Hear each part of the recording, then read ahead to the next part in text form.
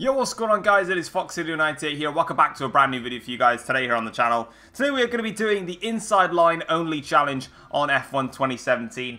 And yeah, we're back with the challenges. It's been a while since we've done challenges, but here we are back doing some more challenges. And we can get back into the swing of things. So for today's video, we're going to do the inside line challenge. But I decided that because I'm going to do the inside line challenge, I didn't really know what car to pick. I didn't really know what AI to race on. I didn't really know what track to pick. So I'm just going to let Siri decide for me. I would pick Alexa, but I'm currently away right now. So I only have my phone with me. So it means I only have a Siri available. So without further ado, I'm going to go and get Siri up. Give me another chance. Give you another chance of what? To answer my question? I didn't even ask you a question. I'll ask one now. Hey Siri, pick a number between 1 and 10. The answer is 1. Siri, I know we've hated each other in the past, but you are a star. I love Mercedes-Benz. Thank you very much. Now you can't blame me for being biased and always picking Mercedes because Siri picked it for me. Yeah, and now I gotta pick a driver. Hey Siri, pick a number between 1 and 2. The answer is 2. That'll take me a bit of Valtteri Bottas. Of course, got himself a new contract until 2019 with an option to extend that into 2020, with Hamilton obviously extending his contract till 2020. Very tactical decisions, actually, because you don't really want to go past 2021 at this stage because you don't know what the rules are in 2021. You might not want to be around then. And now I need to pick a track for me to do this on. I'm only going to be doing the full tracks. I ain't doing no short circuits. They're boring. Hey, Siri, pick a number between 1 and 20. It's 11. 11. What's round 11 of this track? 1, 2, 3, 4, 5, 6, 7, 8, 9, 10, 11. Hungary. A lot of corners. Inside line challenge. Not actually a bad shout. Now I need to pick an AI. Hey Siri, pick a number between 0 and 110. The answer is 19. That is a very tough AI, Siri. So I'm going to be racing on 19 AI. What many races? Let's do a 25% race. I'm down to do that. I'm down for a 25%er. We got all this stuff on, and that's about it. So I'll see you guys on the grid. Alright, so we're here on the grid then to start the Hungarian Grand Prix. I've actually made a few changes to the rules for this challenge. The first one, I decided to start from the back of the grid. I think it'll just be kind of cool and be a bit fun to do that. The second thing what I've done is I've actually gone ahead and increased the AI to around about the normal AI that I race on, which is about 105. I've dropped it down to about, I think it's 98. Yeah, I put it to 98. My lucky number. You wonder why? So I put up to 98 AI. The reason that I've done that is because as I was loading into the race, I'm just thinking to myself, 19% AI. I'm just going to win, and it's not even going to be content-worthy, so I want to have at least a little bit of a fight, but I don't want to make it too unbalanced, so I tried to balance out as much as I can. Starting last, put the AIs a little bit competitive for me, and obviously they'll still be quite competitive, because all I can do is just literally suck the inside line. That's all I can do is just suck it.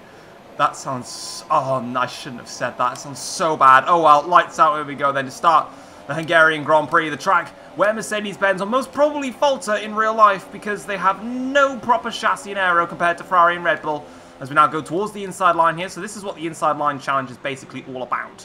You just hug the inside line like that. That is all you do. You just hug it. Give it a nice big juicy hug. And on some corners it'll be beneficial. Some of them it won't, but I've got to follow it all the way around like that. And then this one, it's a bit sort of tainty. You'll get the feel of it. This is going to be the difficult one. Got to sort of... That wasn't very nice. That doesn't feel nice. Oh, I've lost the rear end then. Now, the only corner I can take properly is the chicane. Kind of. Because I've still got to hug it. Again, with this one... Oh, I'm not doing this right at the moment. Oh, no, I'm not doing this right at all. I'm going to give myself a warm-up lap. I'm going to use this lap to just warm up a little bit. Find out what I need to do in terms of sticking to the inside line. I'm going to have to brake. So I'm going to have to brake earlier into corners. That's something I definitely will need to do.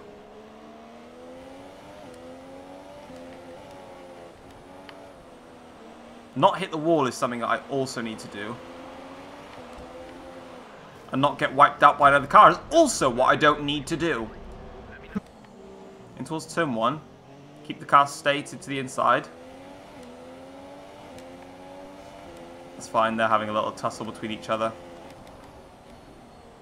Yes, I'm also going to position my car as close to the inside as I can.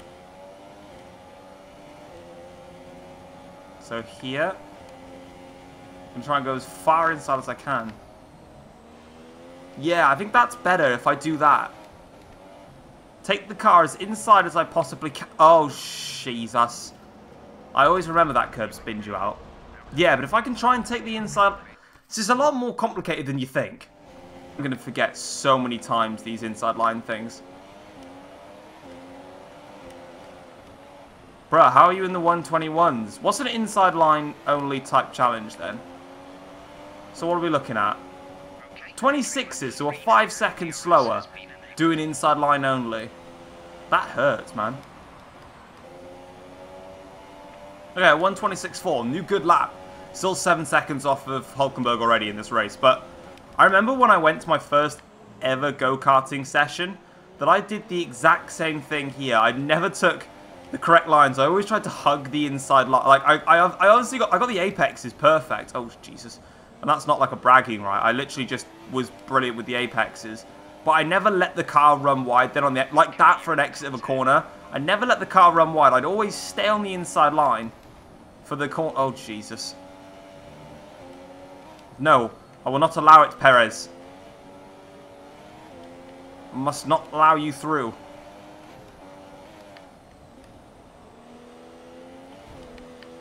Perez? Perez, you're hogging the inside line. I need that. I'm doing the inside line only challenge, you moron. God damn it, Sergio. What the hell's wrong with you?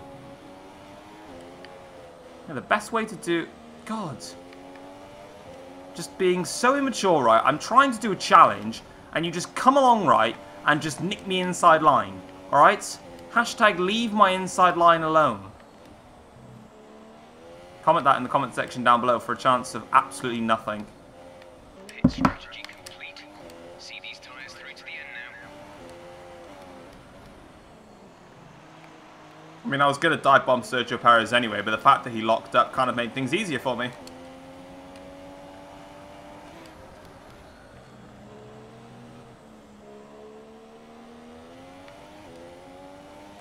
Just realised then, luckily, due to everyone being like held up in their pit stops, I'm now back where I was.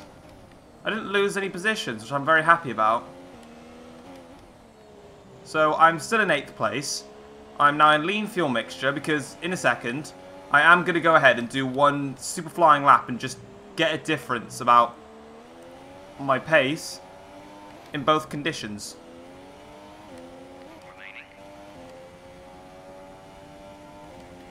So doing that was a 120 flat. Basically meaning that overall I gained 4.5 seconds driving normally compared to driving inside line only, which is actually quite a nice comparison to see. Of course, I was in rich mix the whole lap, and I'd had a fresh set of super soft tyres on, so I'm going to say to myself that... Oh, Pascal Wehrlein's out, rest in peace, baby. That overall, I'm going to say... God damn it, VSC. Why? Why'd you have to be around? I forgot to turn the VSC off. Oh well, who cares? If it was a full course safety car, we'd have an issue, but it's alright, it's a VSC only.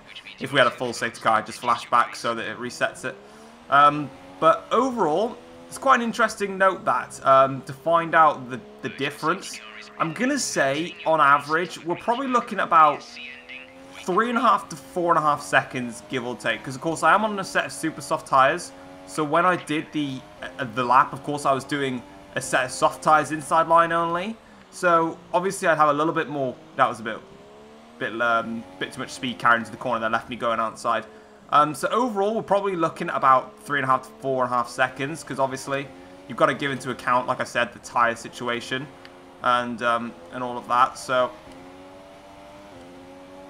we're probably saying about that overall. We can find out now. Actually, oh, of course we can't. The safety car came out. So let's see how much slower we are per lap and find out like what the actual differential in performance is.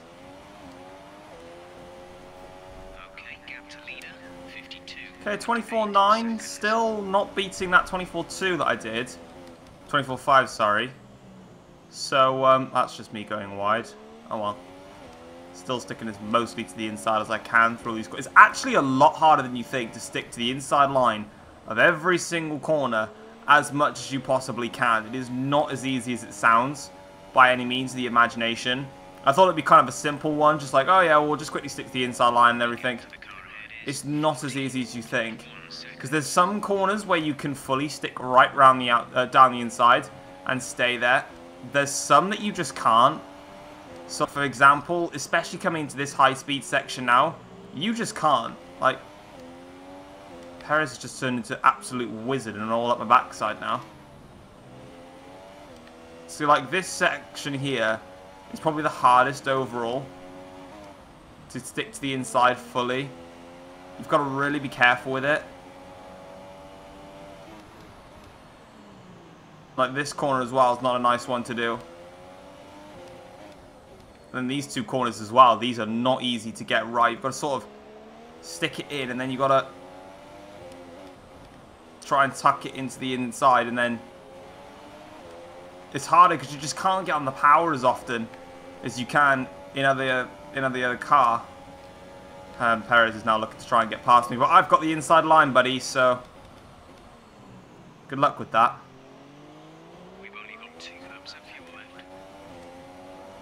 Alright, coming up towards the end of the race now. This one has definitely been, like I said, a really tough one. It also is tough on your wrists as well.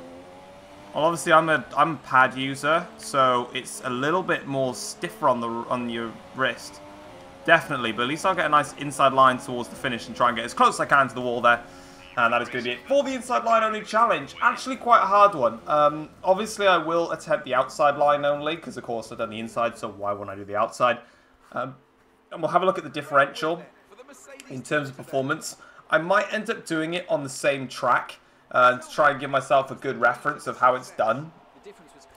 Personally, I think the outside line will be very similar in terms of pace. I think it might just be a little bit quicker though. I could be wrong, but that's what I personally feel. Overall, if I had to judge. But guys, hopefully you have enjoyed the inside line only challenge. If you have, feel free to drop it a like, subscribe if you are new around here as well, if you enjoy the content you do see on the channel, and I'll see you guys next time. Take care all, peace.